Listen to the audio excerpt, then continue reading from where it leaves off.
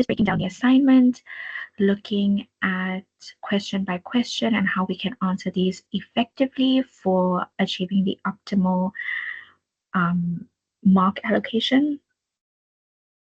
And then also I'll be helping you just understand some keywords that is going to help you with this assignment, and also just in future assessments, especially your upcoming exam.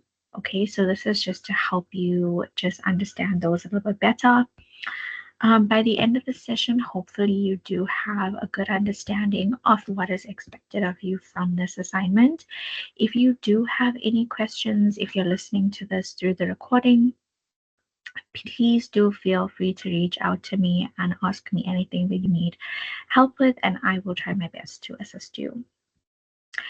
Okay, I'm going to start from scratch and I'm going to go through everything in small bits.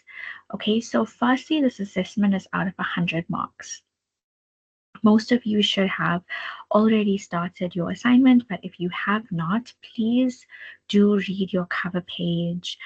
There is some instructions on there that you need to adhere to, okay, such as you cannot copy from original sources. Okay, so even if you are referencing correctly, you should not be copying and pasting from either journal articles or taking something straight out of your textbook. Always remember to paraphrase. That is very, very important. Try to stay away from quoting. I know this is a question that I get asked a lot, if you are allowed to use quotes. I would recommend that you stay away from direct quotes, because a lot of the time it is not referenced correctly, and that can be a problem, and that can contribute to a mark deduction for your assessment. Okay, so please make sure that you are paraphrasing everything in this assignment. Sometimes students ask the question of, well, what if I didn't get it from a source, but I got it from my own head? Well, that information came from somewhere. And of course, you are not a credible source. So you need to go and find information to back up your thoughts and opinions. And that is coming from a source. So you still need to reference that. Okay. You should be submitting your assignment through Turnitin. If you are unsure of how to do that, please do ask your lecturers or talk to CRC. And then always save a copy of your assignment before you submit it. That's very important. Okay, just so you have a copy for yourself. If there is an error with the submission, or if your lecturer is unable to see it on the other side, at least you do have another copy that you could send through. Okay, and just make sure that you are referencing correctly. You need to be using the IIE referencing guide to assist you. A lot of the time you get a deduction with your marks because you are not referencing correctly. So maybe you do have the reference and you do have the right placement of your in-text and all of that, but the reference style itself is not correct. So please make sure that you are looking at your reference style. This goes for in-text referencing as well as your referencing list. Okay, so this is your cover page. Make sure to read that. And then we have the referencing rubric, which a lot of students do just flip straight through this and they don't read it. I do recommend that you read it to help you in your understanding of how your referencing is going to be marked. So sometimes students get back their paper and they have -5% or -10%, and they don't understand why. And it's because that those students probably did not read the referencing rubric. So just for better understanding for yourself and to make sure that you don't make certain mistakes and certain errors, I do recommend that you read this carefully. Okay, so you have minor errors and then you have your major errors. Your minor errors maybe is you put a full stop before your in-text and not after your in-text, or you didn't in-text correctly. And maybe you've done this maybe once or twice in the assignment. That will be a small deduction of 5%. Your major deduction is when you have completely left out in-text referencing or completely left out a reference list, or maybe you have used the wrong style in your reference list, or your in-text referencing is repeatedly incorrect. These are your major errors. So please make sure, if you are unsure of how to in-text reference, please ask your lecturers or speak to someone on campus that will help you with your referencing, because to lose 5 or 10 marks for referencing is quite a lot. So make sure you read this page. Make sure your style of referencing is consistent throughout your paper, and make sure that it is correct, okay? Because you don't want to have an incorrect reference that you are being consistent with, because that is also a deduction. Okay, so that is your referencing. Make sure you are referencing. I can't stress this enough. Sometimes there's a confusion of when should I reference, where should I put my reference. Whatever theory you take from a source, you need to be referencing that theory. So if you have taken it from your textbook, even if you have paraphrased, you need to reference it. If you have taken it from a journal article, you need to reference it. If it is something that you took from your high school textbook, you need to reference that. Okay, so everything that is taken from another source needs to be referenced. Some assignment instructions that you need to adhere to as well. So you need to read the case study that they provide, because all of your questions are based on that case study. So if you ignore the case study and you go ahead and answer the questions, you'll be missing a lot of information, important information. I would suggest you go to your case study, make sure you read it and understand it, highlight bits that you think are important, read your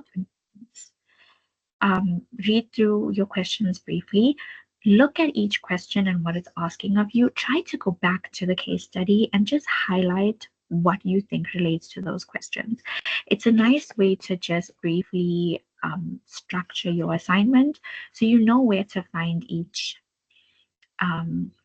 thing in your case study. Okay, it's not a long case study, it's not too long, but it will just help you like get a highlighter, highlight important bits, go through each question, see what you think question 1.1 is referring to, what 1.2 is referring to. It just helps a lot. Okay, so try that method and see if it does work for you. Remember that your answers require both theory and application. So a lot of the time students make the mistake of only using theory. But remember, your application is actually what is being tested as well. So how you apply yourself. Now, it's important to understand the difference between theory and application, which I feel is not very deeply understood. And this is where a lot of mistakes can be made. Theory is taking information from a textbook or your journal article. It's information that can be used to back up a claim, for example, or can be used to describe something, or can be used as an actual credible fact. Your application is your example. It's how you are applying what you just said to a real life scenario. Okay, so if your theory is like you are asked to give the definition of an entrepreneur, your theory would be your textbook definition, okay? And your application would be an example of an entrepreneur and what makes him an entrepreneur. So your application should just elaborate what you mean to say. So if you are saying something, giving a description or an explanation, or if you're comparing something, your application is applying yourself. So it is taking that theory and giving an example. Now you'll find that a lot of the questions in this assignment will ask you for the theory and application, and the application needs to come from the case study. So in this case, your examples need to be found in your case study. Okay, so make sure that when you are answering these questions, you are always applying your theory to the case study. Okay. Also ensure that your application component is not generic. Okay, so if what you said can be applied to a different business or scenario, it has not sufficiently been applied. So what that means is, like I just said, the questions will specifically ask you to apply yourself to the case study. This means you cannot give a generic example. You cannot say, for example, Bill Gates. Okay, that is a generic example. That is a generic application. You need to look into your case study, and you need to look at specifically what they're asking of you and find that within the case study. Okay, so remember, your application component should not be generic. So that means it needs to be an in-depth explanation of what you're trying to say. Pretend you are telling someone a story. And you know, when you tell someone a story, you always elaborate, you tell them in detail what happened. That is what is required of you in a question. Okay, so you need to look in detail. How can you further explain what is being asked of you? Okay. You are also required to conduct additional research. Now, this is also something that you need to absolutely ensure that you do, because a lot of the time students will only use their textbook. Okay, but you are required to conduct additional research, which means you are required to look at other sources. I would recommend for the questions, look into your textbook first, get the theory from your textbook, do additional research, and add on to that theory. So, for example, if you're looking at entrepreneurship, look at the basis of entrepreneurship from your textbook, and from there, elaborate. And when you are elaborating, you can look into other sources like journal articles, okay, any research articles on Google Scholar or EBSCOhost, all of those different resources that are available to you. Please make sure that you do this. The reason I say and recommend that you do look at your textbook first is that sometimes students will do research on a specific question and will get information that is not entirely correct from a different source. So stick to your textbook for your basic understanding of what is being asked. So for example, like I said, if you take entrepreneurship, get a basic understanding of what the textbook describes it as, and then you can elaborate on that from additional sources so that you know the information is correct. It's at least it's partially correct if your additional research is not correct. Okay.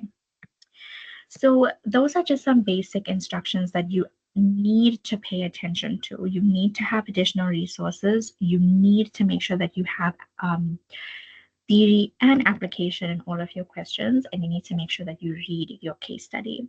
Okay, so before you even start your assignment, I would say do the basics. So read through everything, go through the questions, highlight your case study, go do additional research, or go to your textbook, find page numbers, write page numbers next to your question, then go and do your additional research. It makes it a lot easier to actually complete your assignment when it's done this way, because you are lessening the stress of like panicking, like where am I going to find my answers, or what does this mean, or where am I going to look in the case study.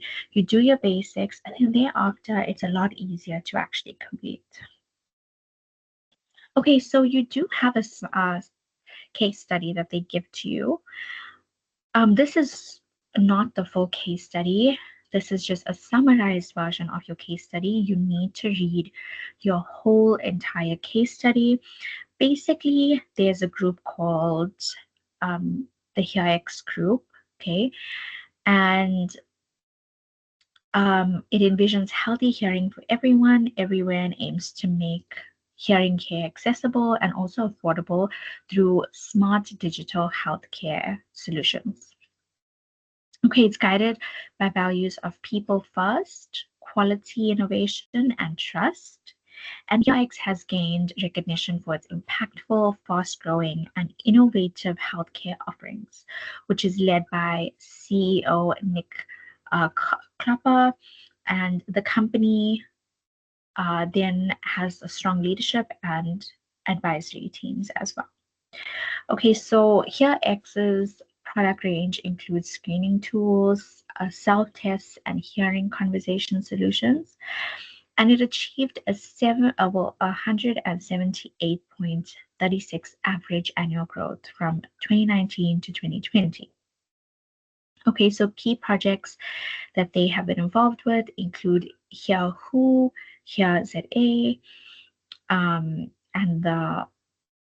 some apps, okay, which provide validated mobile-based hearing tests to promote early detection and hearing health worldwide.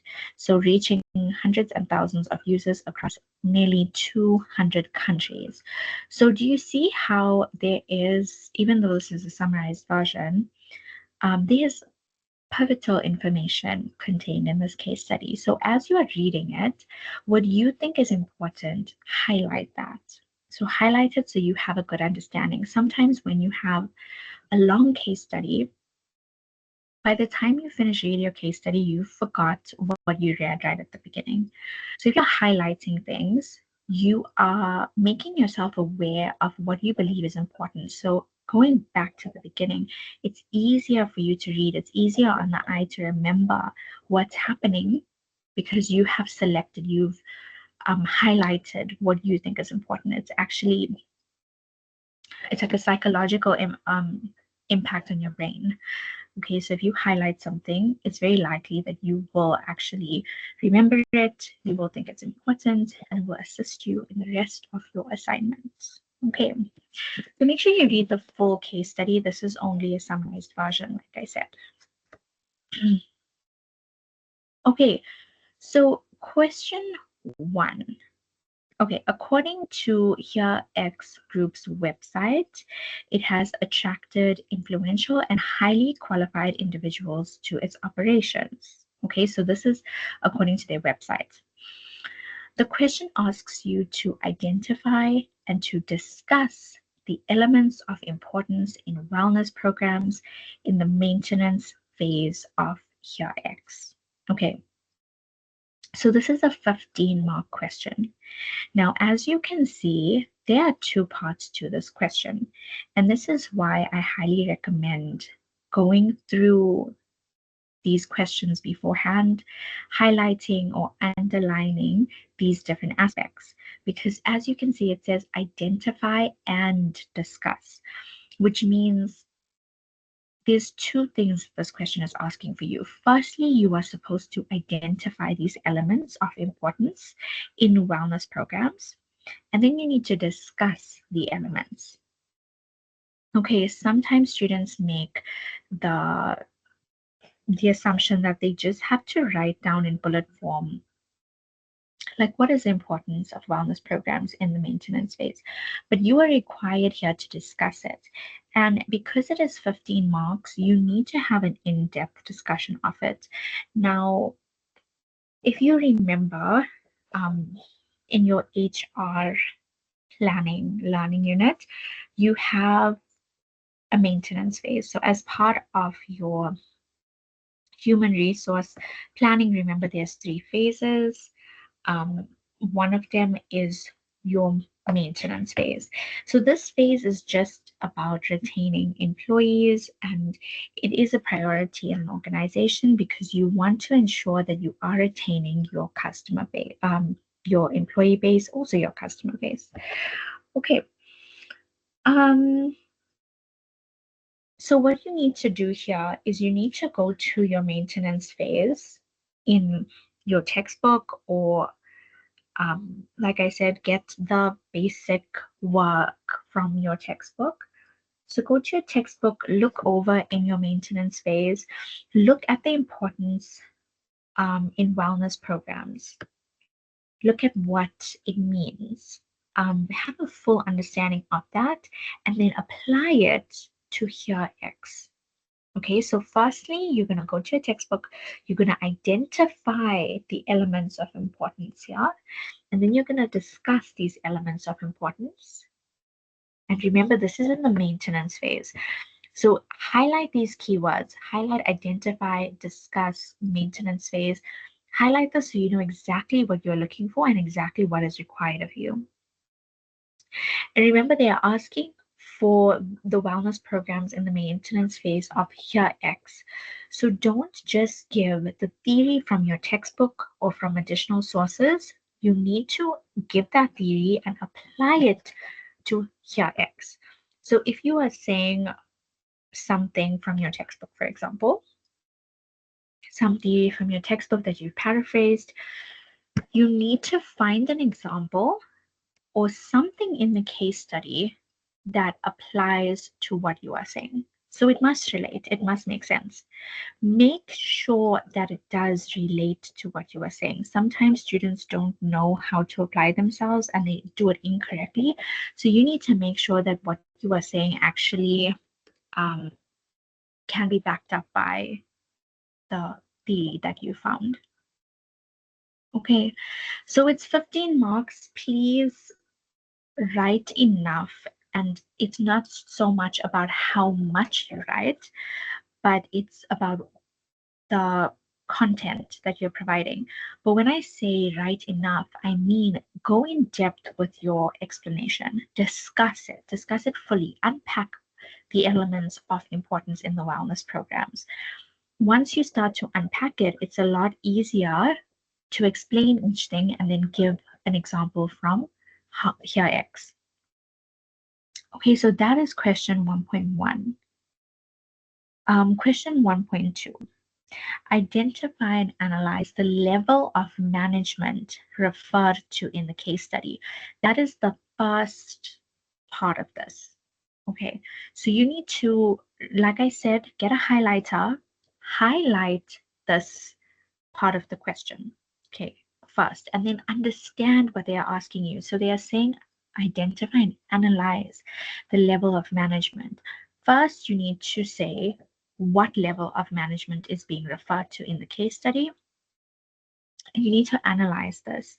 So when you are being asked to analyze, the question also stipulates this. You need to include a brief explanation, examples of activities and areas of accountability related to here X group.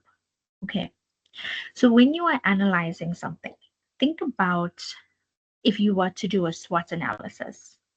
When you're doing a SWOT analysis, you are giving an in-depth explanation of the research that you found, and you are looking at different in different sources. Okay, so here as well, when you're doing your analysis, the word analyze should tell you that you are unpacking this in depth, and it should also tell you that you do need to have more than one source here. Okay, because when you do an analysis, you want to have enough credible information. So you use your textbook, but also do your own research for your own understanding. So in the analysis, do include a brief explanation. Okay, so you're going to look at the level of management, you're going to give an explanation, and you're going to give examples of activities and areas of accountability. So this chosen level of management, give examples of what activities that includes, and also areas of accountability. So what are they accountable for? What do they do? And then once you have given these examples, this explanation, you are going to look at here X group and you are going to relate it to them. Okay, so that's how I would break down the question. Talk about the level of top management that a top, middle, or lower management that has been identified, okay, whichever one you think it is and whichever one is most applicable. Remember, you have your hierarchy. You have top at the top, you have middle, and then you have lower. Okay, so go back, look at that hierarchy, look at management, look at what each level does, what each activity each level is accountable for, what responsibilities do they have, and then go and look at your case study and then look at which one of those three is most applicable to the case study. And that is how you can identify the level of management that's being referred to in the case study. Okay, so take your time, read it, make sure you have a good understanding of the different levels of management. And then you need to provide a brief explanation in your analysis. Take information from the case study when it comes to your application. So go back to the case study, try to find examples that is going to almost correspond with what you are saying. So if you are choosing a specific level of management, go and find examples in the case study that tells you why, or that tells the marker why you think that this is the right level. Okay, so just justify that. And this is also 15 marks. So again, break your question down, highlight the important bits, make sure you have answered everything here. So make sure you have identified it. A lot of the time students forget to identify, and what identify means is you need to stipulate which level of management is being referred to. Okay, and then your next part is analyzing the level of management that's referred to in the case study. So analyzing it, it even tells you how you need to analyze it. You need to include your brief explanation, and you need to give examples of activities and areas of accountability, and that all relates to the here X group. So don't give an example that is generic. Don't give a very brief, vague example. You need to have a specific example from your case study. Okay. And then 1.3.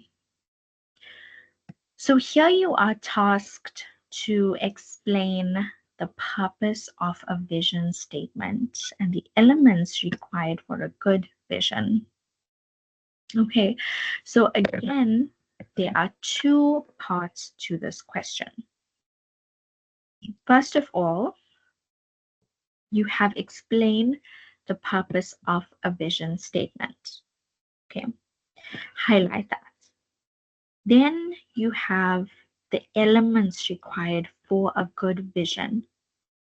Okay, highlight that. And now you have to use it to evaluate how here X's vision statement. So that is your application. So you have two parts that is requesting for you to have theory, and then you have one part that is your application. So what you need to do is firstly go ahead and explain the purpose of a vision statement. What is a vision statement? Okay, what is the purpose of it? Why does it exist?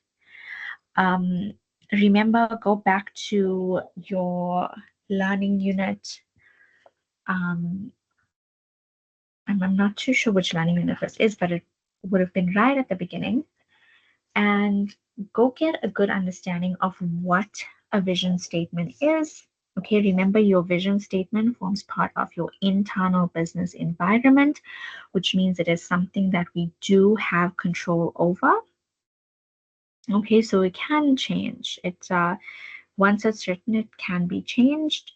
But remember, some characteristics of a good vision statement, just in general, what you would have learned, and this also goes for also a mission statement as well, just something to remember for your upcoming exam. Okay, so a good vision statement, it should be short, it should be specific, it should be straight to the point. All of those little elements, if you can remember back from, I think it was chapter 3. So go back, look at the purpose of a vision statement, get a good understanding. Remember, it plays a crucial role in an organization, and almost every organization, every big corporation will have a vision statement, will have a mission statement, will have goals and objectives. These are important aspects of the internal environment that corporations will have. So if you look into any company, and if you do research on that company, you will find a vision statement. Okay, so go search up Pick and Pay's vision statement or Checkers vision statement, and you will see what a vision statement looks like. And then go and see, how does that vision statement actually serve the business? What's the purpose of it? Okay, to have a better understanding. Okay, so once you have explained the purpose of your vision statement, you're going to look at the elements that are required for a good vision statement. So what are some things that we must have in our vision statement that will make it what it is, that will make it powerful, that will make it impactful and effective? Okay, so go over those things. Look at like different elements, like how does it impact the goal of the business, or how does it create a, like, does it create a competitive advantage? Look at all of those little things. Okay, and then use that information that you just found to evaluate here X's vision statement. So when they ask you to do this, when they are asking for an evaluation, you are basically taking what you just said and you're using that as almost like a criteria to analyze this here X's vision statement. So you're looking at their vision statement and you are looking at your elements that you have just stated that is required for a good vision, and you are making an evaluation. So you are looking at whether or not it is a good statement as compared to what you said. So does it actually have those elements of a good statement? Okay, so that is how you can evaluate it. So you can list your elements for a good vision statement, and then you can go ahead and look at here X's vision statement, and you can almost use that information like in comparison to a good vision statement, and just have like just evaluate for yourself as well. Like, do you believe that this is a good vision statement?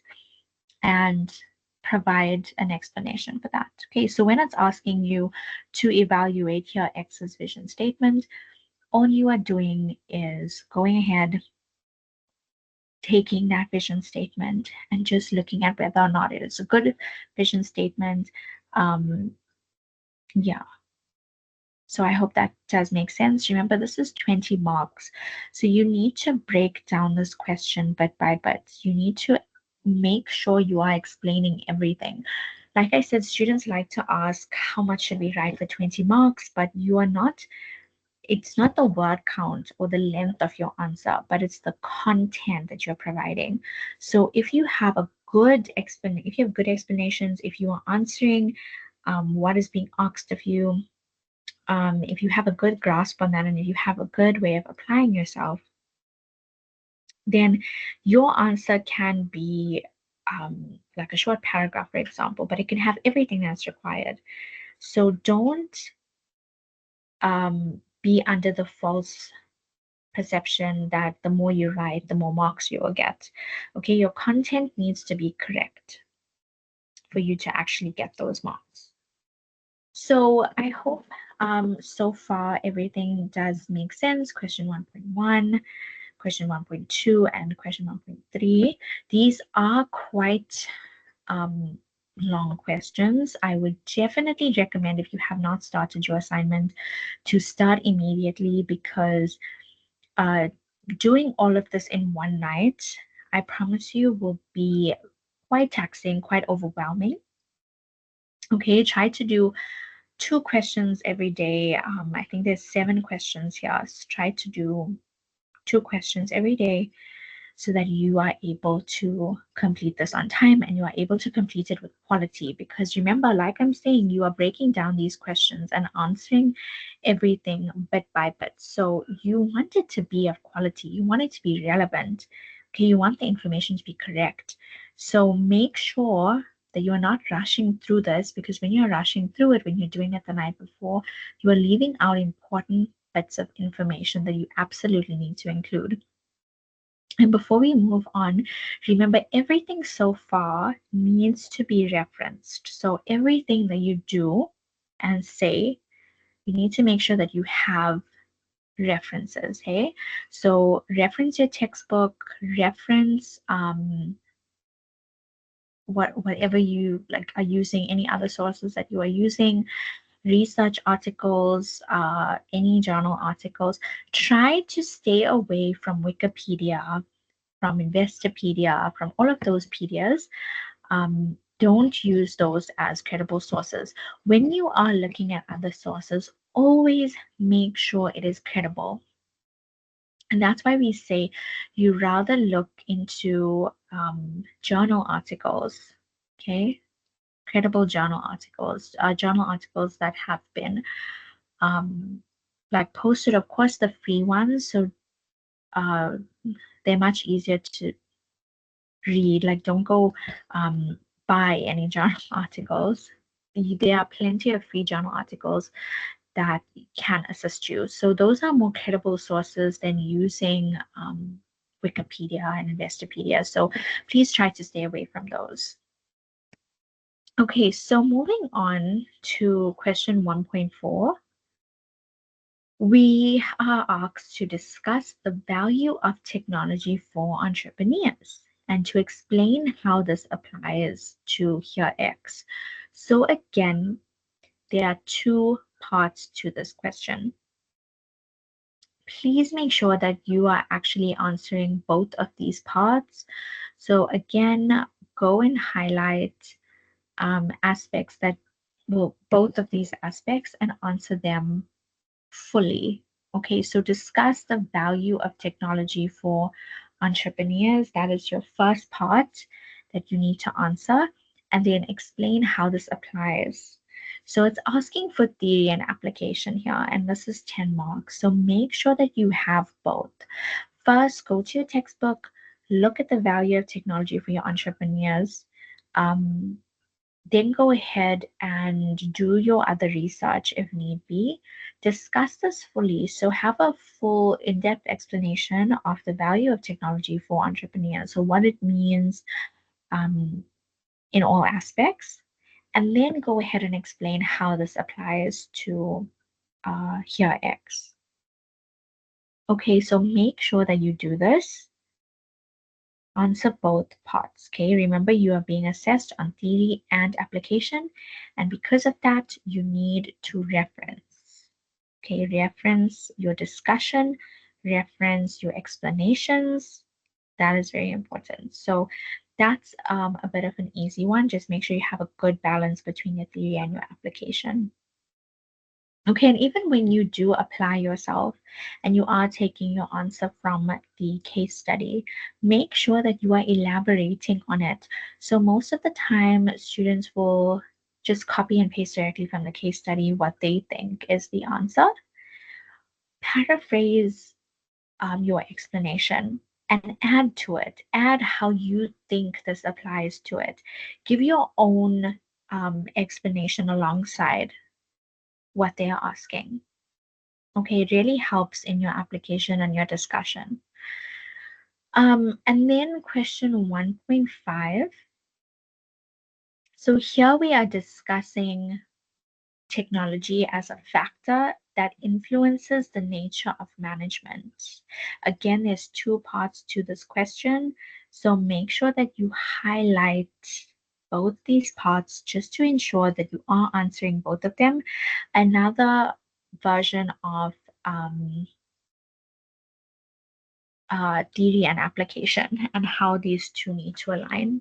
Okay, so discussing technology as a factor that influences the nature of management. Go to the nature of management, look at the nature of management. Okay, technology is is a factor that does affect management. So discuss that. How does it affect management? What does it mean for management?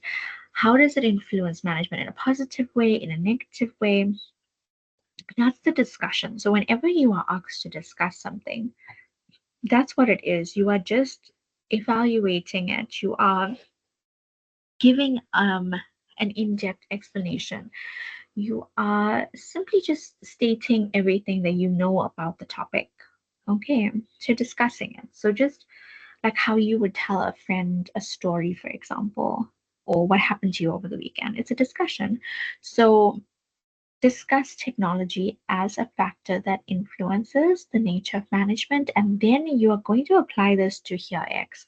Now, in your application, make sure it is relevant to the question. So if your question is asking you for looking at technology as a factor that influences management, take that same concept to your case study and look at how technology could affect management in this case. Okay. So again, this is going to require additional research. You are going to be required to look at other sources apart from your textbook, but also with your textbook, you are also going to have to read the case study again and again and put all this information together. Okay, it's 15 marks. So that is a lot. So you don't give like a definition of technology as a factor that influences the nature of management only and then give a small example. That is not enough for 15 marks. You need to have an in-depth discussion of what technology is as a factor, okay, that can influence management, and then how you can apply this. Okay, so that one again, please reference everything. Reference where you are getting your information from. Please do not use AI sources to answer these questions. Okay, you should not be using those to answer your questions. You should be using your textbook or other sources such as journal articles. You cannot use an AI source to answer these questions because I promise you a lot of the information will not be what is actually being asked of you. And that happens quite a bit. Okay, sometimes you think that you're asking AI a question and it's generating this perfect response, and that is what that's what will be correct, and it actually is not. So I would really, really suggest that you do not do that. Okay, so not only will you most likely get in trouble for that, but you also will get that answer wrong. Okay, so 90% of the time that is the case. So stick to your textbook, stick to other information sources, such as if you have other textbooks, if you have journal articles, stick to those. Okay. And always paraphrase. Do not copy and paste. Paraphrase your work. Okay, 1.6. Explain what business management is. Okay, so this is something that you would have uh, learned right at the beginning. Right at the beginning, when you started learning Unit 1, you would have been introduced to what business management is. Okay, what's the importance of business management? What does it entail?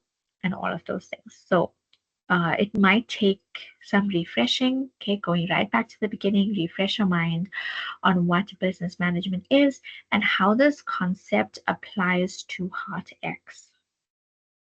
Okay, so if you are explaining what business management is, you are giving your explanation. So give a definition, talk about what it is, what's the importance of it. Here you need to give a lot of theory. Okay, it is 10 marks. You need to balance out your theory and application. So again, highlight, explain what business management is, and then highlight how this concept applies to here X, because that is your second part. So how does this concept apply? Okay, so what business management is, and then how does it apply to that? Remember, it's a concept, so you are basically just taking something that aligns to that concept from the case study, something that will justify almost what you just said. Okay. And then the last question, we have question 1.7. So entrepreneurs have various characteristics and skills. We know this. Okay. If you flip into the chapter of entrepreneurs, you'll see there are many characteristics and many skills. So here we are tasked with discussing the following skills and apply them to entrepreneurs involved in here X. Again, there are two parts to this question. You need to ensure that you are answering everything. If it is 15 marks, it is easy to assume that it could possibly be 5 marks each for each bullet point. So you can use that to structure yourself. You can use that as a to just help you word your answers, not word your answers, but structure your answers. So you're going to discuss the following skills, which is the first one. Okay. So take the entrepreneur has good human relations, for example. Okay, that's the first skill. They're giving it to you. So entrepreneurs have good human relations. That is the first skill. You are discussing that skill. Okay, so what is human relations? What is good human relations? What does it mean? When an entrepreneur has good human relations, what does that mean? Okay, and then we're going to discuss in depth what this is and then apply it to the entrepreneurs in the case study. Okay, so do they have good human relation skills? Or maybe they don't have good human relation skills? How does it impact the business? Does it impact the business at all? You need to have a good explanation of that. Okay. So again, balance your theory, balance your application, and you should be good. Okay. Then you have the entrepreneurs willing to take risks. Okay, so first of all, I hope you guys do understand the first bullet points in regards to human relation skills. So if you do remember going back to your entrepreneurship unit, you would have explored what good human relations are, and they're basically your people skills. Okay, so of course, that is important in a business to have people skills, good communication skills. This can help you with negotiating, with meetings, with leading, with organizing, controlling, all of those things. So, good human relation skills is a very crucial skill for an entrepreneur or anyone in business for that matter. So, that's simply what good human relation skills relates to. Okay, and then when we have the entrepreneurs willing to take risks, remember these are calculated risks. So they are risks that have been weighed, they are risks that have been evaluated, they are risks that have been assessed and researched, and yeah, they've been looked into. So an entrepreneur is not going to just take a risk based on no evidence.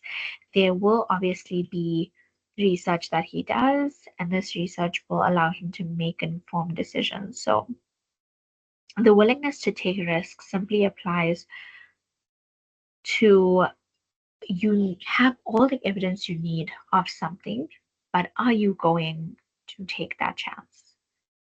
Okay, so that's simply what it means.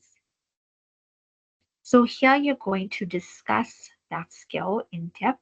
You are going to go into a textbook, or you're going to go into an additional resource that you have, and you are going to identify, well, it's been identified for you, but you need to elaborate what that is. Okay. And then from there, you need to apply it to the entrepreneurs involved in HIX. Okay. And then you have the entrepreneur is creative and also innovative. So that is important. Entrepreneurs should be creative and innovative. This does not mean that every entrepreneur needs to create something that's never been thought of before, because that is a tough thing to do. Okay, so if you think about it, it's not very easy to think of something on the spot. Like if you tried to do that, um, it would be difficult to do.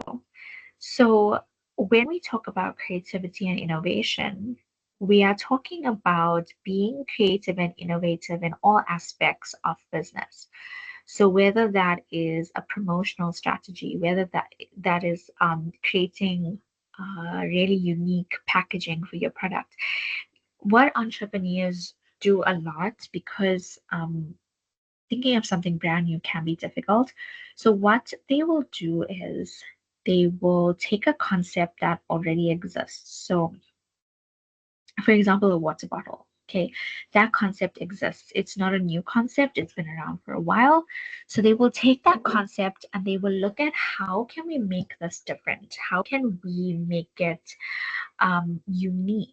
How can we use this to create a trend or create a hype in the market?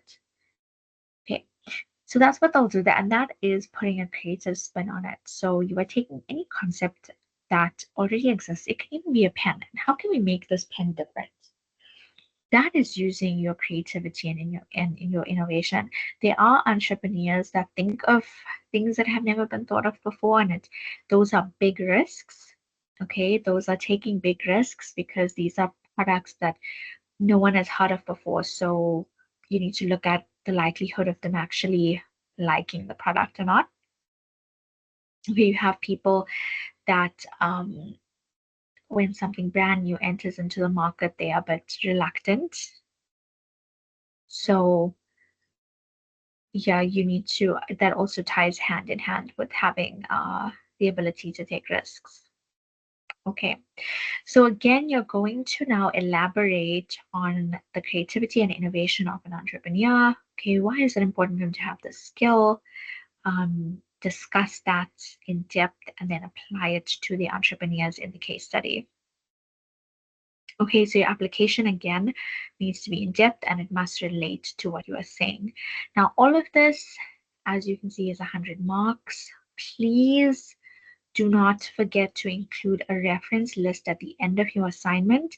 It is very easy to forget that because once you're done with question 1.7, you just want to be free and you don't really want to do anything more, but you must include a reference list. Okay, you can get flagged for plagiarism if you leave it out. Either that or your lecturer can mark you down to 10%.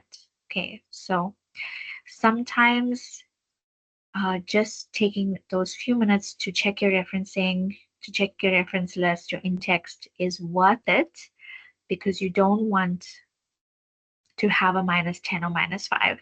Okay, that can keep you from a distinction. So make sure you are adhering to the IIE style of referencing. If you don't know what that is, please refer to your referencing guide or ask your lecturer to assist you with locating your referencing guide. The referencing guide will show you what you need to include. It will show you the style. It will give you an example of how to reference.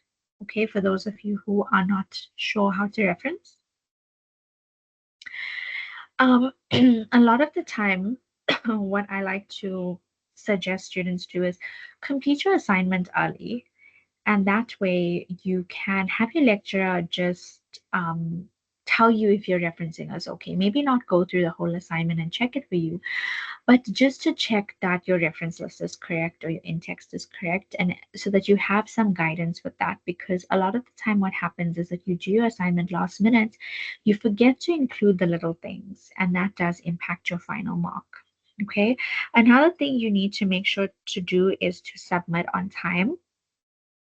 Now, there are students that will submit their paper like 5 minutes after midnight. Please make sure you are not doing that, because if you have a late submission, it is -15%, and that is a lot. So imagine you're losing 15%, and imagine your in-text is not correct, so it's another 10% or another 5%. So it is really not worth it to be delayed with the assignment. It's not worth it to do it last minute. It's too many marks to play around with. So you want to make sure that you are submitting on time, I would really recommend you submit the morning or the early evening, like around maybe 6 that evening, just to be safe. Because what happens is when everyone is submitting on the same day, sometimes your assignments, you never know, it can be delayed. There can be some delays. Don't submit it at 11:57, for example, as you don't know how long it's going to take to actually go through. Sometimes it goes through within a second. Sometimes there are errors. Okay, sometimes the system, like it's technology, something can happen to it. So please make sure that it is on your checklist to submit your assignments early.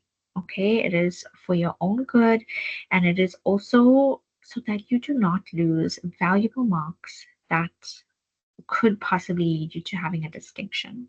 Okay, so don't rob yourself of that opportunity.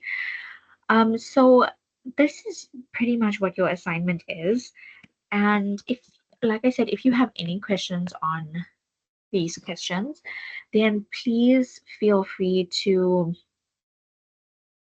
go ahead and email me, or you can reach out to your lecturer, and I'm sure that you will be assisted. Okay, I'm going to move on to some keywords that can help you in this assignment. It can also help you in future assessments and also your exam that is coming up. So for your tests, what I have observed is that some of you don't understand what these key question words are asking you to do. Sometimes it is confusing.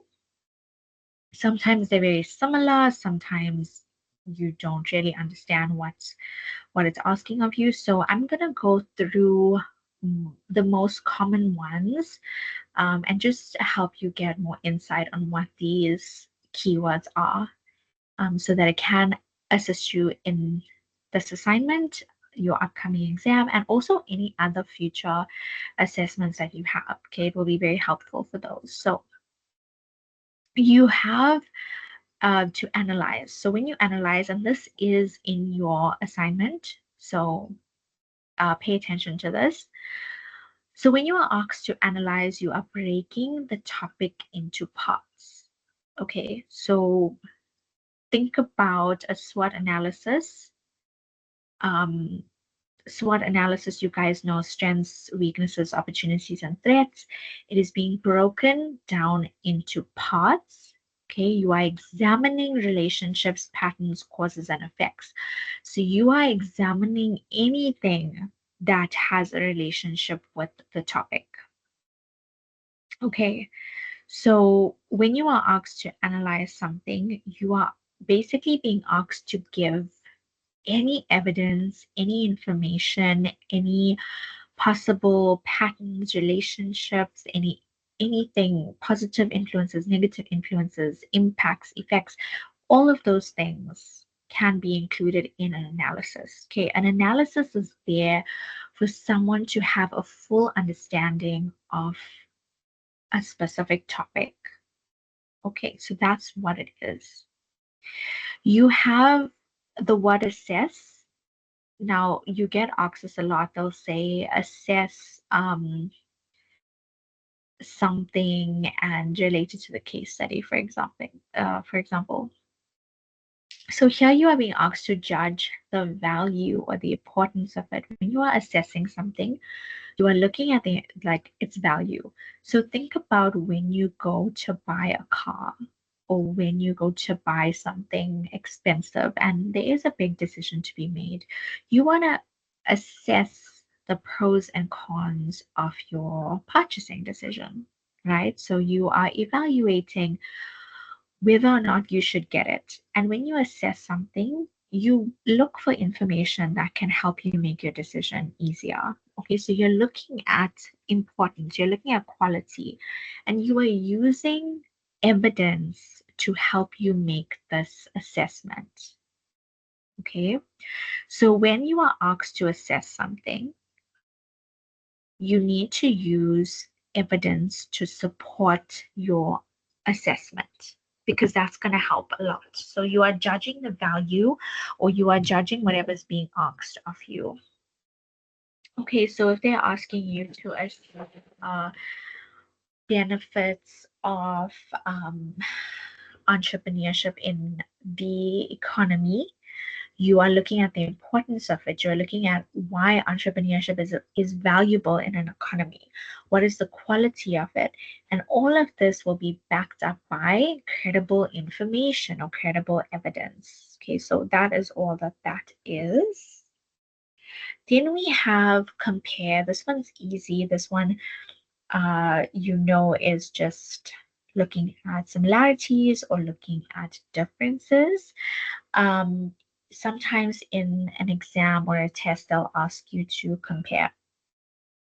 Okay, so you are looking at, sometimes they'll give you 2 things, sometimes they'll give you 3 things, and they'll ask you to compare each thing. So you're giving facts within each, and you are comparing them to each other. Okay, so how did this it's like if we look at top, middle, and lower management, and if you are being asked to compare, you are looking at what does top management entail, what does lower management entail, what does middle entail, and they should preferably be on the same scale of answer. So for example, you'd have a criteria, you have like if you're comparing the levels of management, first you can look at the activities, compare the activities. How did the activities differ? If you're looking at responsibilities, look at the different responsibilities of each. How did they compare? Okay, so that's what it means. When you are making a comparison, you shouldn't be taking 2 extremes. Like you shouldn't be saying top management has authority over the whole organization, and lower level management, like maybe you can say, deals with daily operations. Although those are 2 facts and they are correct, they need to relate to each other. So you can say top management governs the organization, has authority of the whole organization, whereas lower level management has governs the employees who have direct contact with clients.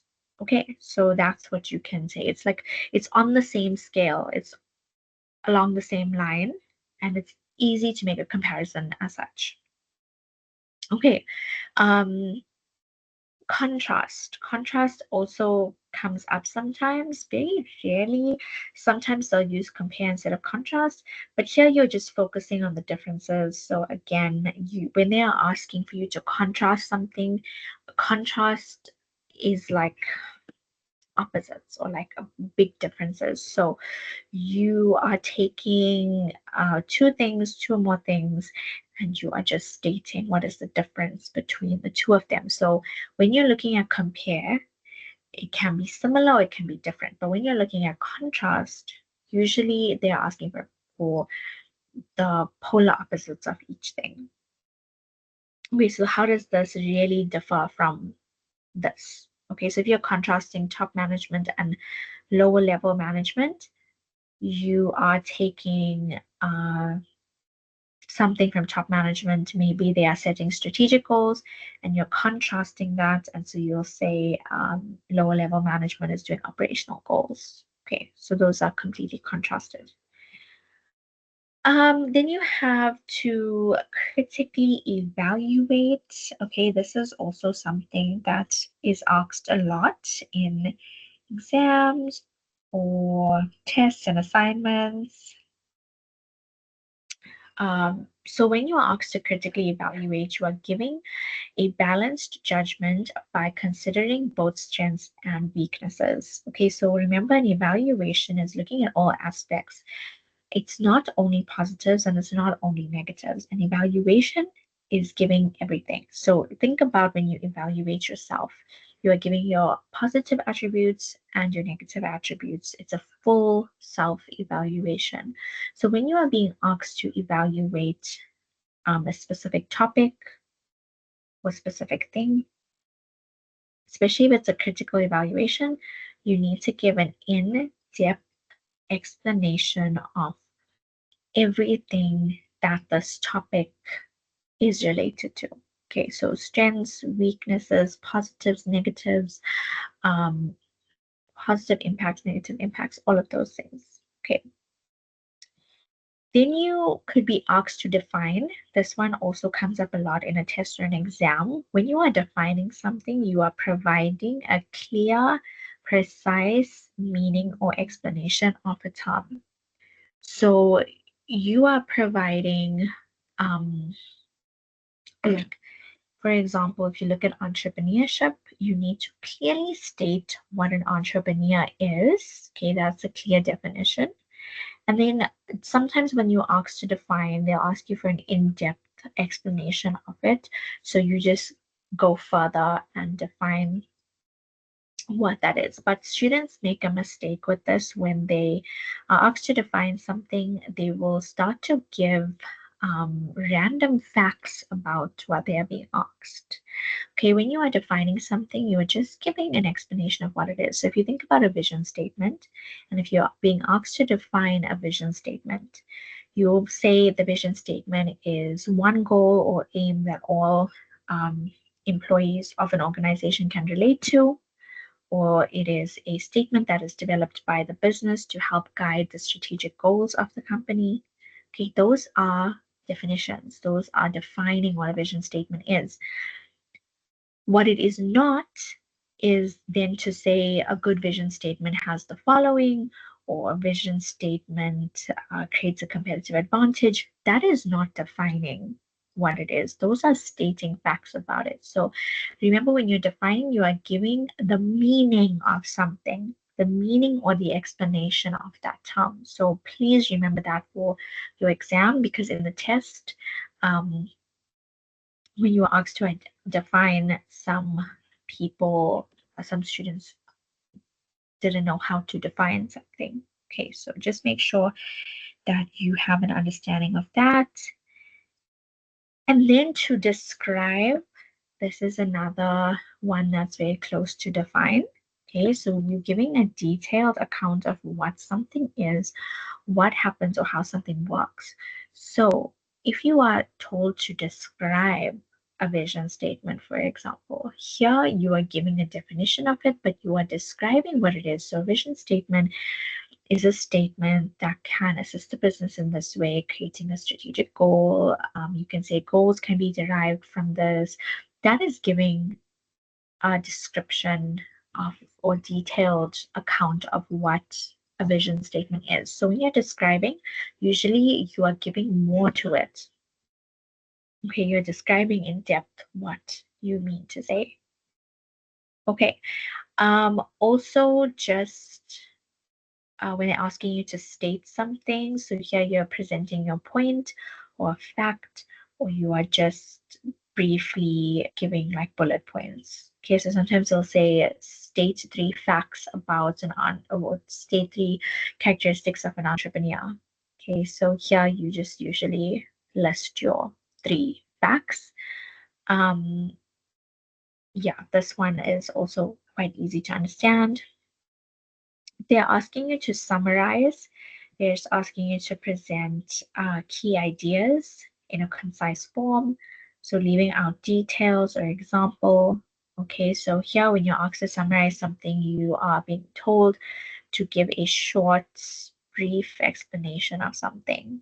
Okay, without going in depth with it. So I noticed a lot with the test, if you are asked to just give like a brief explanation or something, a lot of students will give you like a full page of an answer.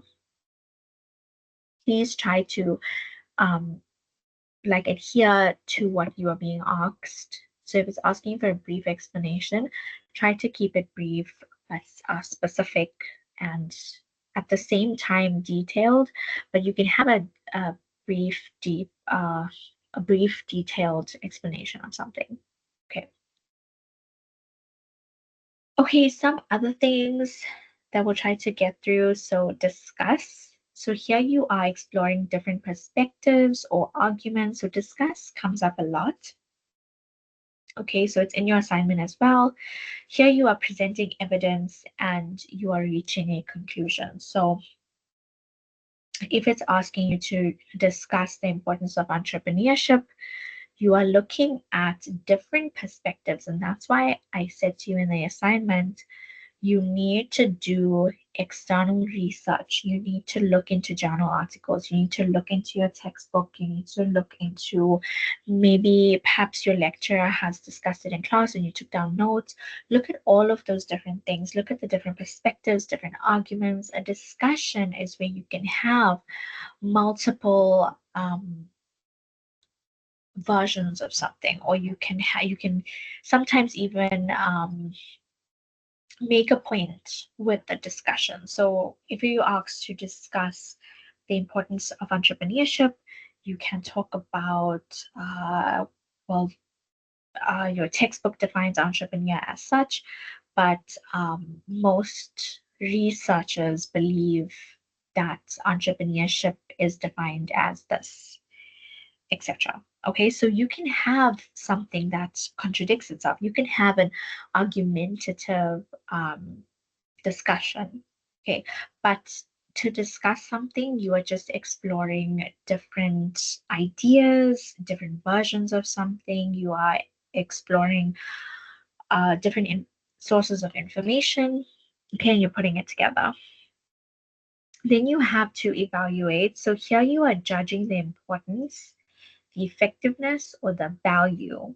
Okay, so here you're providing pros and cons. Again, when you are evaluating something, you need to ensure that you are looking at the effectiveness. Okay, evaluate is also in your assignment. So judging the importance, judging the effectiveness or value. Okay, so take maybe they'll ask you to evaluate the let's take the characteristics and skills of an entrepreneur and to evaluate it to employees in Pick and Pay. Sorry, not employees, but the entrepreneurs in SA. Okay, so you will take skills, characteristics of entrepreneurs. You're looking at these skills, you're going in depth, you're giving explanations of them, and you are evaluating them against what we have in SA. So you are giving valuable information, you're giving effectiveness, you are giving any pros and cons. So maybe you are saying that our labor force is weak, therefore, this is, we will lack in certain skills with entrepreneurship. Okay, etc. So that is giving an evaluation. Usually your evaluation does include you having to do additional research. Okay, so looking into your like journal articles, your textbook, make sure that you have those. Okay, and then to examine. So here you are just investigating closely. An examination also is very close to an analysis because you are also taking information, you're investigating something. So you are asked to examine the effects of technology in businesses of today. You are looking at all the information surrounding this. So anything that could affect businesses of today in regards to technology and like reasons, causes, or anything, pros, cons. You're just taking that, you're looking at it in depth. Okay. To be asked to identify something, here you are just pointing out or listing something specific. This is also in your assignment. Okay, so it's just asking you for like a specific. It's usually they don't ask for, or it's not required to give an explanation unless they ask you. So unless they say identify and explain. And that's why they do say identify and explain, because if they just said identify, it would just mean give a short, brief list or bullet point. But when you identify and explain, you are giving a full explanation. Okay. Then we have illustrate. So to use examples, diagrams, or evidence to make a point clear. Okay, when you're illustrating something, you are figuratively painting a picture for someone. So you're giving them an idea of what you mean through the use of examples. So sometimes in an exam, they will ask you to illustrate your understanding of something. It just means to provide an example, or sometimes they can actually ask you to draw a diagram or collect evidence to prove a point or to make a point clear. All that it is that you're just trying to make your point or validate your point by using examples. Okay. When it comes to interpret, you are tasked to explain the meaning of something. Okay, so you are tasked with actually explaining something.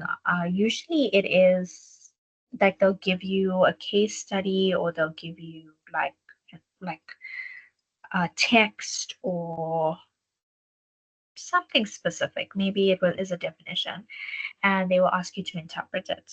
Okay, so sometimes if you're given a case study, you can be asked to interpret the case study. Okay, so that's also easy peasy, easy to understand. Um, if you are being asked to justify, this is also something that you'll find in a lot of assessments. Sometimes you'll even find this in your exam. So here you are providing reasons and evidence to support a decision. So if you are saying something, if you have made a point, or if you have given an answer, you are providing evidence to support this answer. Okay, so if, for example, they're asking you to define which level of management is referred to in the case study, and you give a level of management, and they ask you to justify that, you are just taking information from the case study that will support your theory. So anything from there that will say, like, this is one of the characteristics of this level of management, and therefore this is why it is this level of management. So justification just helps you to provide reasoning. It helps you to make your point more evident, more clear, and also more credible. So when you are asked to justify something, it makes it more credible. It allows other people to trust that what you are saying, or sometimes it's even an opinion. Sometimes they'll ask you to state your opinion or something, or what you think um, would be the case, and they'll ask you to justify it. So you have to give your opinion and then justify why you're saying it. So what evidence can you use to back yourself up? Okay, so that's also very easy to understand. And then list. So this is easy. You're just listing some points. It's usually also very short form, no explanation needed unless they say list and explain. So always make sure you read all your keywords, because sometimes they'll use two of them. They can say list and interpret, list and justify, list and explain, list and examine. It can be anything. They can say discuss and explain. They can say identify and explain. So they can use these keywords together in a question. Okay, sometimes they'll say outline. So you're giving a summary of some points, some main points that have been made. Or if they ask you to explain, you are making something clear by describing how, or by describing what it is. Okay, so these keywords, please just keep them around, save it, take a picture of it, because it's very beneficial, it's very helpful to always have just an explanation of what these keywords mean, because sometimes when you have a text, like maybe an assignment or an assessment, and they are asking you these questions in there, sometimes it can be a little confusing and you don't know how to answer it appropriately. You don't know what is the best way to answer the question. So to avoid confusion, to avoid any possible mistakes or errors, or sometimes a student will get the content correct, but they haven't answered the question fully because they didn't do what the question said to do.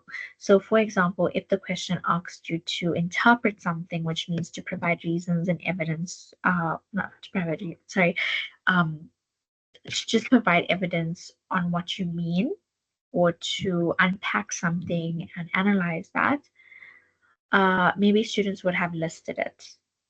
Okay, so try to like read this on your own, understand it, so that when your exam does come around, okay, you have 3 weeks. So try to get a good grasp on this. I promise you it will help so much. Some key things for your exam. So I will be having another master class closer to your exam period. Um, that will be specifically like the rest of the learning units that we need to cover in order for you to be prepared for your exam. In the meantime, I would highly suggest that you start making summaries. So once you have completed your assignment, once it's submitted, or even before that, you can start almost immediately. Start making summaries. You have a lot of theory to unpack for your exam. So I would definitely say start making summaries for yourself. Use your slides, your lecture slides, use your textbook, make your own summaries. What is really helpful when studying a lot of theory is repeatedly reading something over and over again, using lots of color, making it or dividing it into small segments so that it's easier to comprehend. When you are studying straight from your textbook, especially the volume of work that you're required to study, when you are reading from your textbook, it is a lot and it's very overwhelming. And you don't want to sit with your textbook and then be confused, feel the pressure, and then sometimes you just clock out of studying because you don't feel like it's beneficial. You don't feel like you're absorbing anything. If you start now, there will be no pressure involved with you summarizing notes for yourself, because you're doing it purely in preparation for your exam. So you're not doing it because you're writing an exam tomorrow. You're doing it because you have a few weeks and you know you have that time. So start making the summaries. It will help you. It will also help you feel less stressed out when it comes closer to the time. And if you have all your summaries, um, like I would suggest writing them down on paper, because when you're writing something, it's proven that you're just able to remember it a lot better. Highlights it, use lots of color as well. That's also very beneficial when you want to remember something. Try to keep your summaries, don't make them bulky, don't make your summaries too thick. So you want to actually have like maybe between I'd say like 5 to 7 pages of work, like of summary on a like of your textbook and your slides. Staple those, and then when it comes closer to your exam time, if you just pull those out and start reading them, start mastering what definitions are, what are some important facts about certain things like a vision statement. Just remember what it is, remember what your mission statement is, remember what some external factors are, how to do those analysis, remember what management is, HR management, all of those things. When you start to actually do those things, and when you start to actually write your summaries, reading them day by day slowly, you find that closer to the exam time, you are a lot less stressed. And also, it really helps you with just remembering a lot better.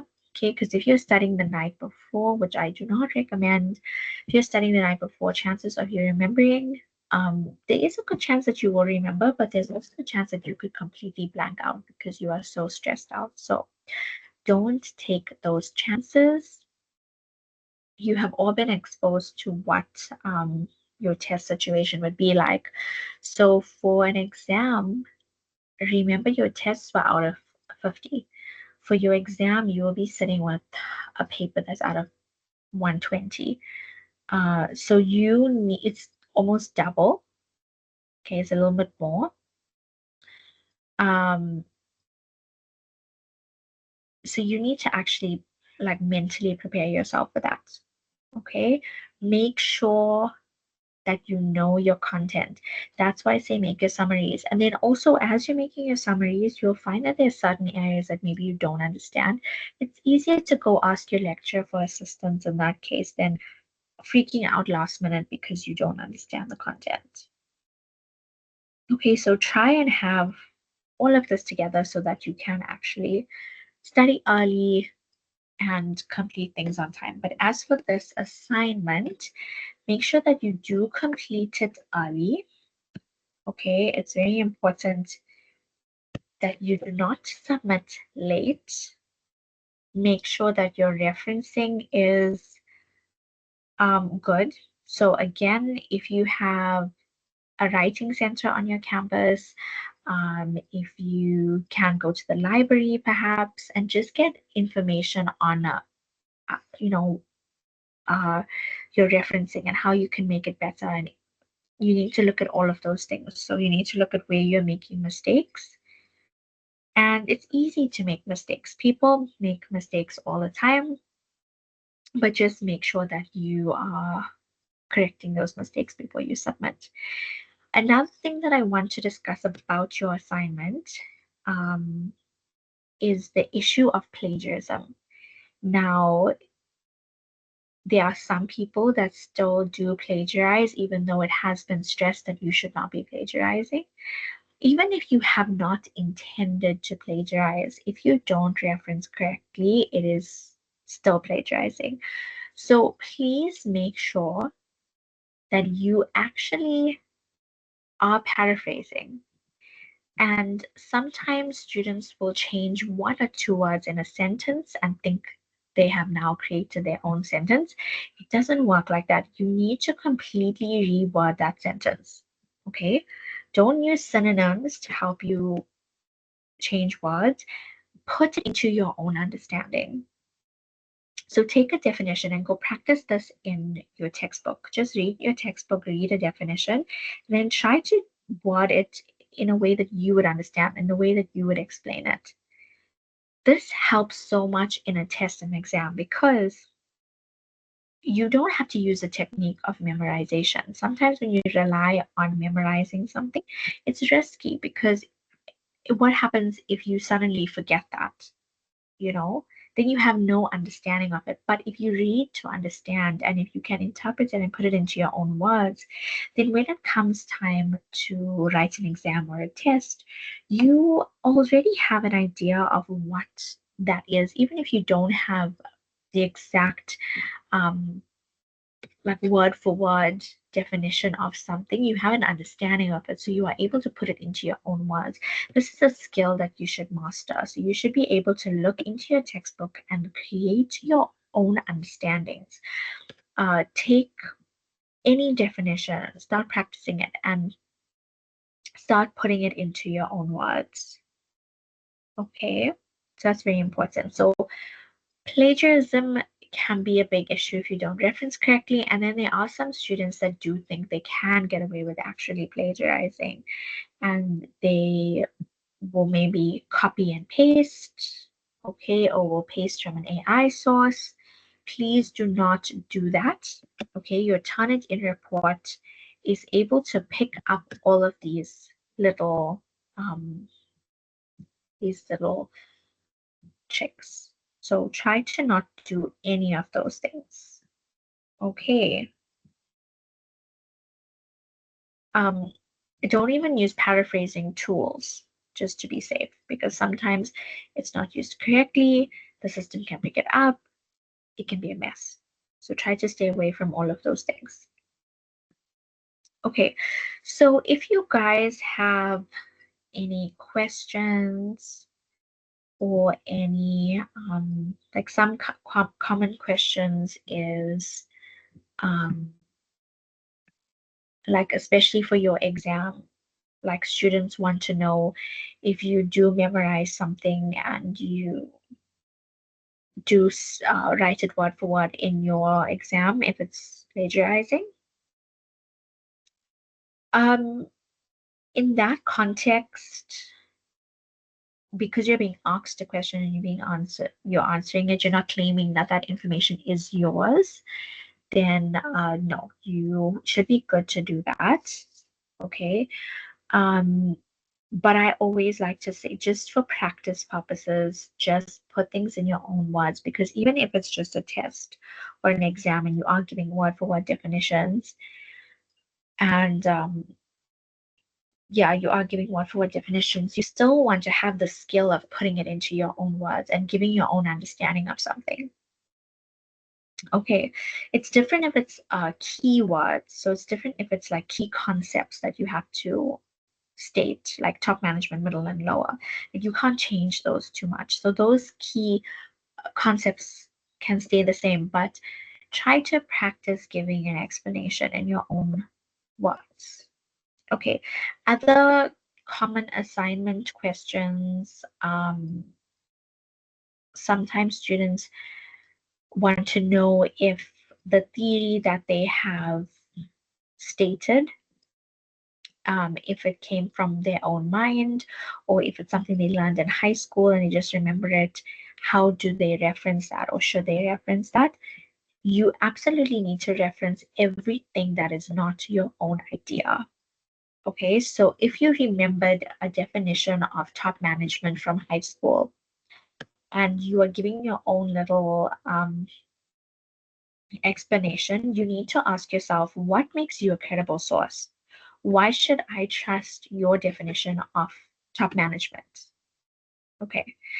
Um, so yeah, ask yourself that. Will you trust something that was said by someone or an explanation from someone who maybe is not qualified in that, or there's no evidence to back that person's claim up.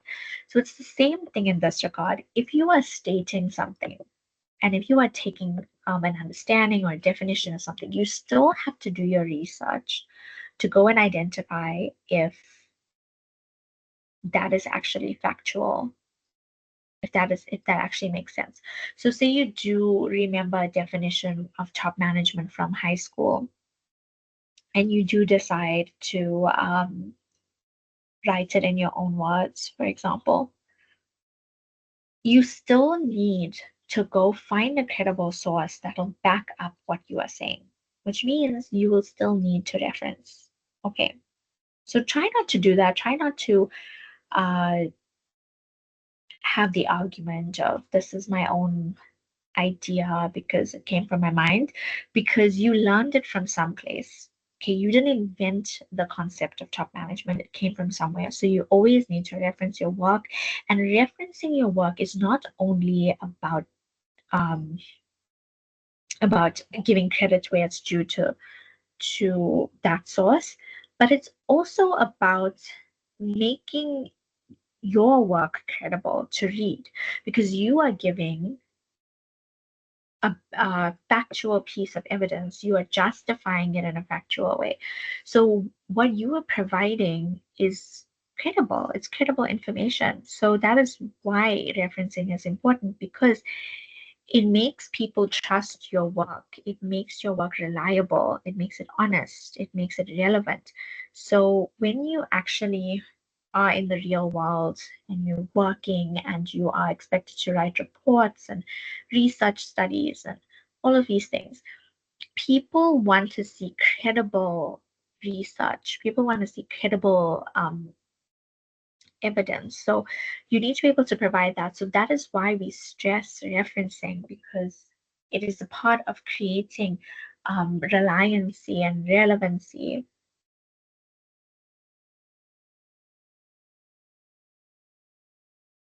Okay,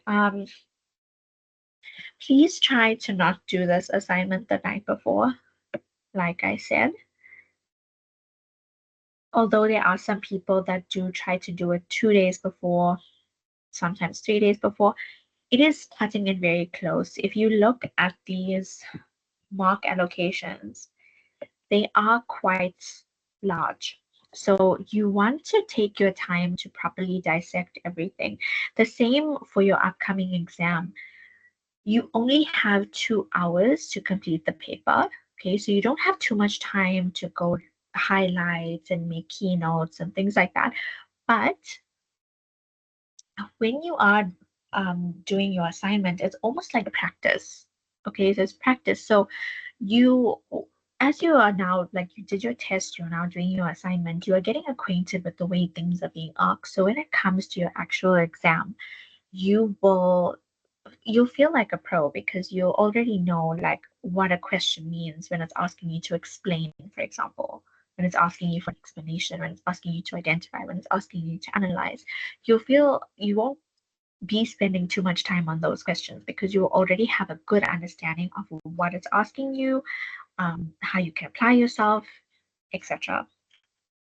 And some students like to ask if there's going to be a case study in the exam, or if you're going to have to do an essay in the exam. Um, that I cannot tell you for a fact if there will be either of those there. The likelihood of a case study is like very likely because you should always get a case study, either a case study or a small text block. Okay, but you always have something, some type of something that your questions can be focused on. Your exam is usually also broken into short questions and long questions. Please look at past papers. Okay, we will, in our masterclass for your exam, we will go back and we'll discuss like looking at past papers and those types of things. But for those of you who want to start studying now, once your assignment is submitted, then please look at past papers. It will give you a good understanding of what an exam is likely to look like. Okay, it changes, so it could change, but just to practice your questions and to practice how to answer, those are important. Okay, our next masterclass will be the 1st of June, I believe, the 1st of June or the 1st of July, but I think it's the 1st of July. So please do stay like look out for the links. Please be aware of that. So it would be very nice for you guys to actually join the masterclass in July so that we can go through revision for your exam. Okay. It's a lot of theory, guys. So even for your assignment, this is a lot of theory that you are getting yourself acquainted with.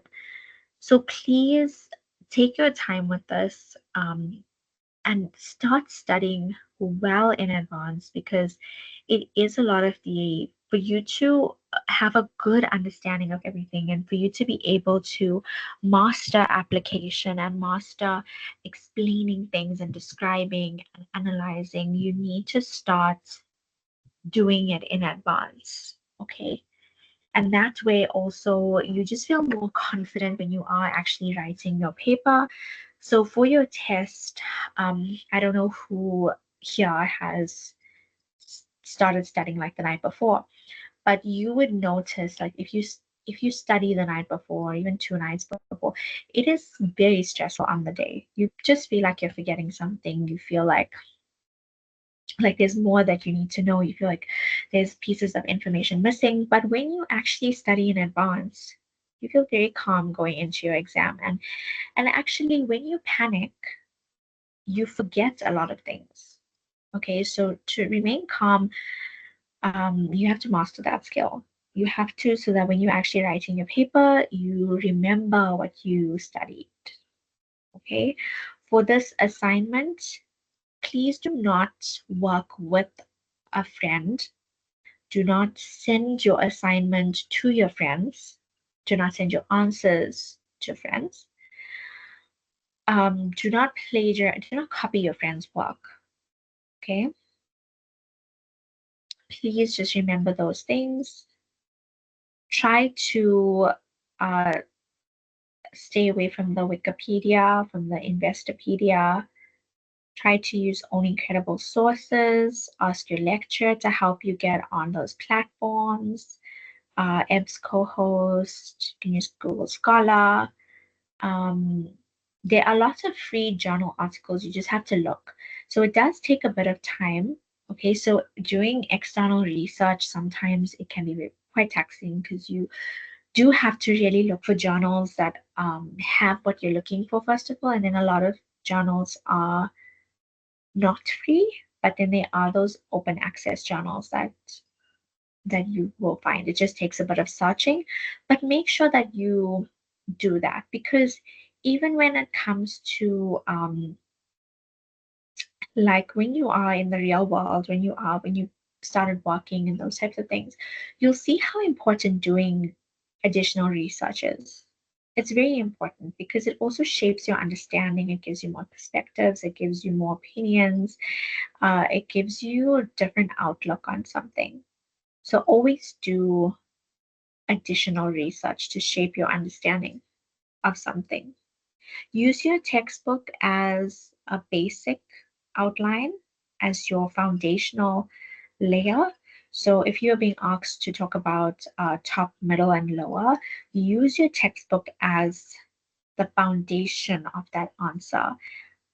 Um, Answer the question according to, like, answer with what's in the textbook, and then elaborate and use additional sources. That's what I recommend, because like I said, when you use additional information throughout and you don't use your textbook, sometimes the answers can be very different from what is expected of you, and it can be borderline incorrect. So just to make sure that you are on the right page, that you are doing what is being asked of you and you're doing it correctly, just make sure that you are looking at your textbook as a foundational aspect. Okay, so any other questions that you guys have that you would like me to go through? Please feel free to email me, contact your lecturers. Let them know if you have any concerns as well. Let them know, and I will try to assist you guys if you need anything. The last session, you guys did take my email, so those who have it, if you can just share it to those who need it, okay, and help them out. This assignment, please, like I said, make sure that you submit on time. So please go and check your pass for when your due date is. You need to make sure that you are submitting on time. A lot of students do submit an hour later, sometimes 2 hours later, sometimes it's a whole day later. Please make sure you're not one of these students, okay? It's very, very important that you actually submit on time. Other important things that you need to do is just make sure your in-texts are correct, your reference list is there. Start your assignment now, guys. Like, don't procrastinate this. This is a lot of work that you have to do. It's 100 marks. Okay, this is a big percentage of your final mark for semester one. So you need to actually put in the work. For those of you who didn't do so well in your tests, this is a good opportunity for you to get those marks up. So use it, take this opportunity. It's not impossible to get an A for your assignment. A lot of the time, students will think that no, it's like, what you're writing is not enough, your content is not enough, all of these things. But if you really just follow through with what is being asked, if you break down the questions like I told you, if you use your textbook, if you use additional sources, if you know how to apply yourself, you can easily get an A for this assignment. Like I said, go through, because you do have some time.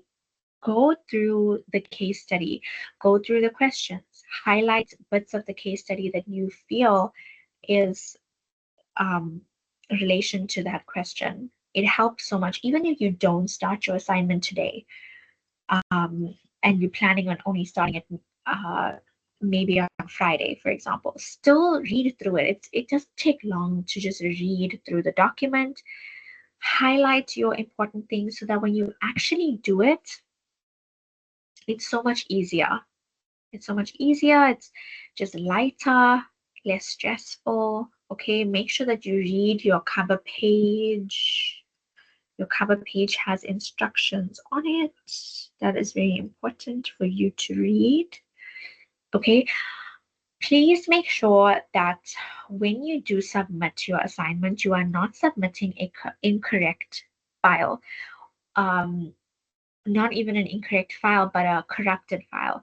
So what you need to do is when you submit your work, check that the document is able to be opened. Because what happens sometimes is when a student submits their work, it is a corrupted file and the lecturer is not able to open it on the other side, which means that there's no submission that shows up, and that can also be quite a tedious process now to get you to resubmit and those types of things. So right from the start, and this is why we say submit early, because when you do submit early, you are able to check these things. So on the day of submission, even the day before, submit your work, check that everything's in order, check that the file can be opened. All of those things need to be checked. Do not submit very close to your deadline, to the deadline time. So if your deadline time is midnight, do not start submitting at 11:58. Even 11:50 is cutting it very close. You want to submit a couple hours before that so you have enough time to rectify any possible errors or any possible mistakes that you could encounter. Okay, please, please, please try your level best to submit early. I know that sometimes it's, if you guys start last minute, it's not really easy to do so, but you need to try your best.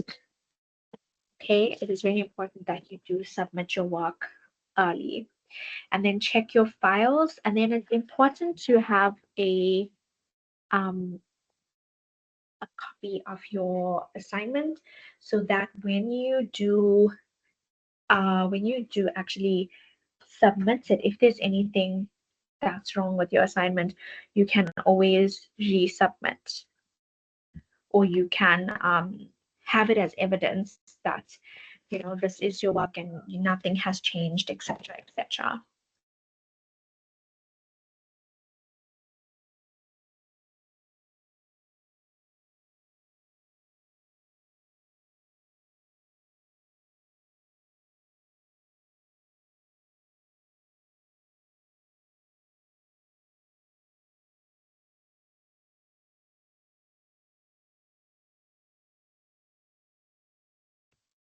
Okay, and then one last thing that I want to tell you that I did briefly tell you in the beginning. So it please do not use AI. There are cases where your lecturer will maybe tell you that you're allowed to, maybe they'll tell you how you can use it effectively, how you can use it to help you.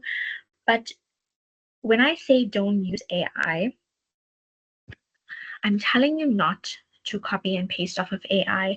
I'm telling you not to use that as a source for your answers, because it cannot be a credible source. You are safer to go ahead and do the hard work yourself than to get caught for the use of AI or for copying and pasting your assignment. So please do not do that. Adhere to what your lecturers are telling you as well. Okay, so if they are telling you something or instructing you to do something, then please adhere to that. So if you are unsure of something, please do email me or email your lecturer so that I can help you if you're having any concerns. If you are in an instance where you do get caught for the use of AI, or plagiarizing. You will get called in and you will be asked to provide evidence to show that you did not. And this is usually very hard to do. So what I would say that you do is to make sure that you are actually saving your work. So after you have answered a question, save your work. Just make sure that your autosave is on so that you can actually prove it, because there are people that sometimes are innocent in these cases and don't know how to prove themselves. So you want to make sure that you have your evidence to back you up, and you can actually provide them with the evidence if in the event that you are suspected of plagiarizing when you did not. For the students that actually do plagiarize, please do not do that, okay? Do not take the chance at this stage of your academic journey. It is taken very, very seriously, and I can assure you that you will not get away with plagiarizing. So don't even consider it. There are students that start their assignment very last minute and then quickly try to like copy and paste or copy another student's work. Do not do that type of thing. Okay, you will get flagged. It will not be nice. So you need to try and make sure your work is as authentic as possible. It is credible. It is referenced correctly, and all of those things. Okay, so any other questions that you guys might have or any other concerns that you guys might have, please do try to stay in contact with me or ask your lecturers perhaps. Like I said, we will be having another masterclass session in July.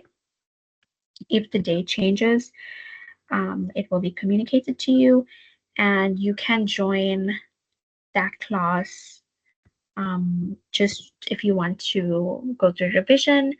And or if you have any questions, you can join the class and ask me during the master class.